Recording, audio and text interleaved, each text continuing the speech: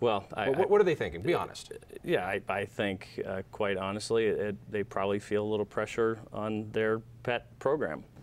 I think once people understand what it is we're spending their money on, I'll give you a couple examples. Last year, when we passed in a very contentious session, the state budget, we went through it with a fine-tooth comb, Republicans did. We found about $40 million in cuts, John, that we could have made that would have been very easy cuts to make. One was a $2 million slush fund in Department of Corrections. Nobody really was sure what it was. One was a $2 million solar panel subsidy for rich people's homes, and we tried to cut those items.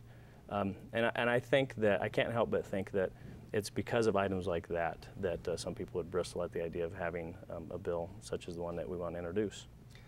I think it's nice that elected officials and the technocrats that work in government, they don't like, and nobody likes a spotlight on what they do. Nobody says, hey, look what I'm doing, take a look at the checks that I'm writing. The idea is that, yeah, you can, but I don't think any politician really wants citizens looking over their back. The argument they used against, and they've used this against in every state that it's passed, and it seemed to be proved wrong, is that this is going to cost something. I will guarantee you when this bill hits the state house, they're going to say, it's a wonderful idea, we love it, but in this recession, we cannot put more money. How much did they say this is going to cost? Well, 2 years ago, yeah, $2 million, which I'll tell you, John. $2 million to put what is already in computer banks online. $2 million over 2 years, plus that's not the half of it. We created 10 new full-time employees to do it, if you can believe that. That's what's known as, for people who don't know, a bill has what's known as a fiscal note on it, which says, if we pass it, this is what's going to cost. Do you believe that fiscal note was accurate? No, not at all. When you compare it to the actual cost that other states experienced, we're way over the high side. I looked at 15 different states. I think it's the highest by far. I'll tell you this, Nebraska, their state treasurer passed it. $39,000 is what it costs their state treasurer. $39,000, there's a little disparity. Not $2 million. Not $2 million. Talk to me about the cost. During a recession, the last thing we need to do is spend money on a new project that you know, if it's true, $2 million. And we've seen this argument in case after case and city after city. And it's never been, it has never held true. It has never cost whatever the fiscal note has actually been. In fact, I think it was the U.S. government did it for $2 million or something. I mean, so it's insane that Colorado would spend that much doing it. But look at Texas, another example. And I know you don't like the state of Texas. I love the state of Texas. You just don't like Texans. It's Texans I don't like, yes. Okay, well, let's talk about what Texans did.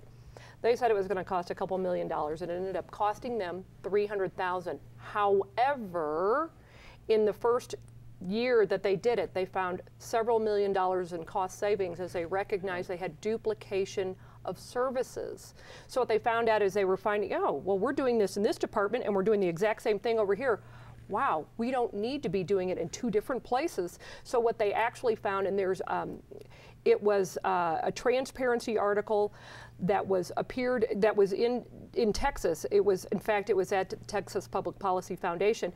Online there, they talk about several $1 million in savings in the state budget through transparency. So while there is this upfront cost, maybe for them $300,000, it actually had a net savings for them. So that's good in a recession. We'll save money that then can be applied to other places. Assuming that those issues, but Colorado government is run so efficiently, I doubt that you're going to find any. We won't need it. But also, let me make one other point. State of Missouri did it with existing resources. So there was no cost. There was no cost. They did it within existing resources. Do you think this is a smokescreen to keep this from happening, to say this is going to cost $2 million? I'm always skeptical when I see any new small program like this that is going to take 10 full-time employees to administer. I'll tell you that.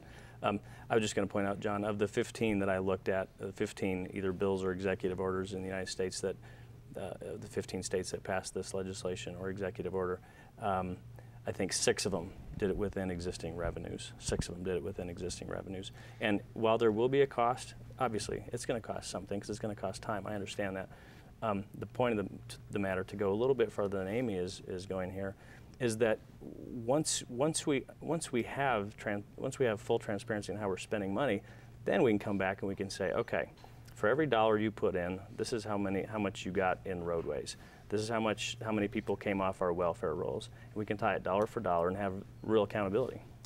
All right, let me ask a couple quick questions. Is there anything that stops the governor right now from doing this as an executive order? It seems that other Secretary of States and other states have done it, and their governments might be arranged a little differently. Is there anything that stops Bill Ritter from saying tomorrow, this is a great idea, let's just get it done? Nothing. He should do it. And in fact, the Denver Post agrees with you and called for him to do so a while back, if I recall right. I don't remember that piece, but I believe he should do it. I think he should, if he has that authority to implement legislation and to run the executive branch where so much of the spending takes place, he should do it. If he were to do so, he wouldn't be alone even here in Colorado. Haven't some municipalities done this? Absolutely, and in fact, in the city of Fort Collins, and by the way, you talk about this being a bipartisan issue, Fort Collins has both conservatives and liberals, Democrats and Republicans on their city council unanimously adopted a resolution for full transparency in spending, and they have committed to a searchable database online for all Fort Collins spending by June 2009. It was introduced by Diggs Brown, city councilman up there, and every one of those city council people approved it, liked it, as did the city manager. Which again just brings the check register online. Searchable. So you can search this. You can actually say, I want to know if any contracts or checks have been written to this guy, or and you find it right there. And I want to find out how much they spent for jelly in the cafeteria. I'm going to go and see what they spent. And every one of them said, you know what, it's taxpayers' money, essentially the same thing. It's taxpayers' money. They deserve to know how we have spent it. And they're doing it for, you know, under about $10,000. We've only got 2 minutes left here, so let me ask the questions of nuisance. So will this just add a whole bunch of gadflies out there who do nothing more than sit around and spend time on their computer and deluge politicians and technocrats with, why did you buy this? Why'd you buy that? Why'd you buy this? Is there a reasonable objection to say, you know, if they have to go through this hoop of paying the money to get that information, they're less likely to bother us, therefore we can do the job of government? You'll probably have a little bit of that. I think the limited risk of having that is vastly outweighed by the benefits of having this. Absolutely. The flip side is, too, you may have people saying, I cannot believe you're only spending this amount of money on people with disabilities or on transportation or on something else. It works both ways. Why does Ralph Nader agree with you? You're a free market conservative. He's as left-leaning as you can get, but you both want the exact same thing. What does he see in it? He's the exact, that very same argument I was just making. He in particular wants contracts online because he thinks that you're going to look at it and say, you know what, first of all, that money that should be out to bid, it should all be competitively bid. But second of all, that we will see that government is not spending enough money. Is this likely to pass, do you think? I think if it gets greater public scrutiny and greater public awareness, it has a very good chance of passing. I think if it makes it to the floor with a roll call vote, I can't see how it can't. That's right. But committees are a nice way to close these things. They can go in and out very quickly without notice. People want to get more information, where do they go? Actually, you can go to the Independence Institute website, but also we have just launched a new transparency website. It's called, it's www.i2i.transparency, or actually www.transparency.i2i.org. Just go to independenceinstitute.org. Amy, thank you. Senator, thank you much. Appreciate it. Listen for me late nights on 850 KOA. Check out our webpage, again, independenceinstitute.org. We'll see you next week. You jibber jab, bamboozle, nuka noozle, bippity bop, she called.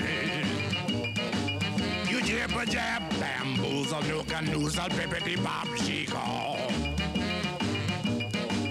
I mean, you keep on talking, but you don't know where to turn it off. The day I met you, wish I'd been in Paris.